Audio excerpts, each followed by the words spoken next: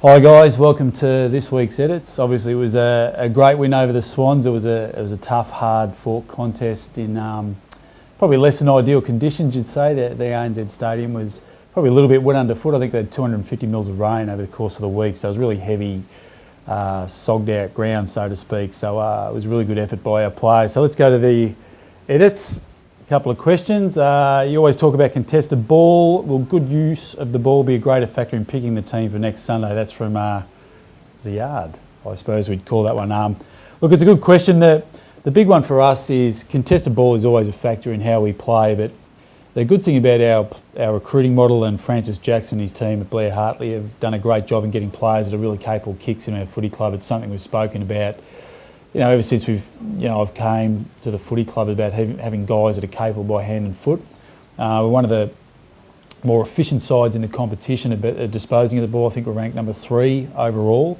The thing has probably happened over the course of the last 4 to 5 rounds. We've probably played in conditions that have been less suitable for pristine ball movement, but we're hoping for a dry track in Adelaide. It's a fantastic ground to play at. It suits our game style.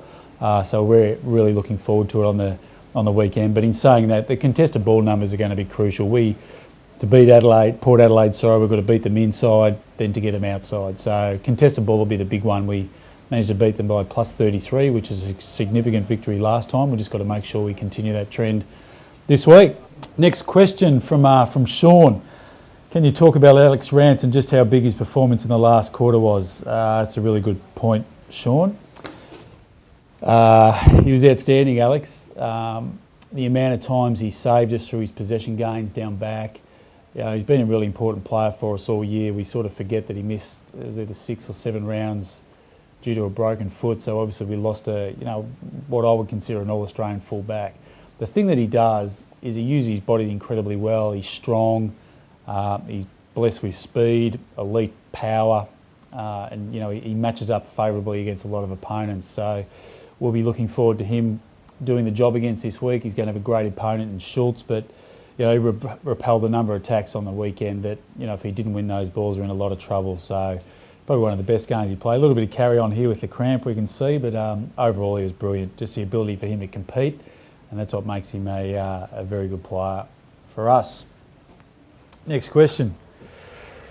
Rebounding from defensive 50. Why was the backline favouring the right back flank when clearing in the second and last quarters? And the last quarter, about the time my heart needed a defibrillator, rebounding at the defensive 50. Why take the same street? It's a good point. The thing with us, we're in front, so we didn't have to score anymore. And what we try to do in this situation here, you can see we try and get the ball around as many numbers as we can. We didn't want to kick the ball to the open side to give the Swans any space to move. So the big one from that situation is just to get the ball out of bounds.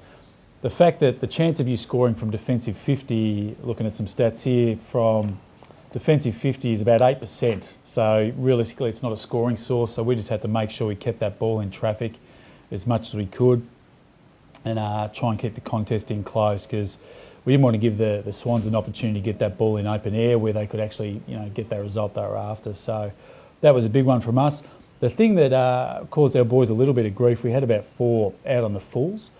The stand is actually set back from the fence somewhat, and generally the stand and the fence give you an indication of where the boundary is, but it's a bit of an illusion that our guys couldn't quite get in play. And you look at a lot of other sides they play, the pockets are not quite as wide as what you think. So caught us a little bit off guard there, but we've got, if we go back there, it'll certainly keep us in good stead for next time. So for all those people that can't make it, the club is setting up a live site here at the ME Bank Centre on the Oval, which is going to be fantastic. So you can come down here, watch the game, bring the kids, have a great day out. The weather's going to be fantastic.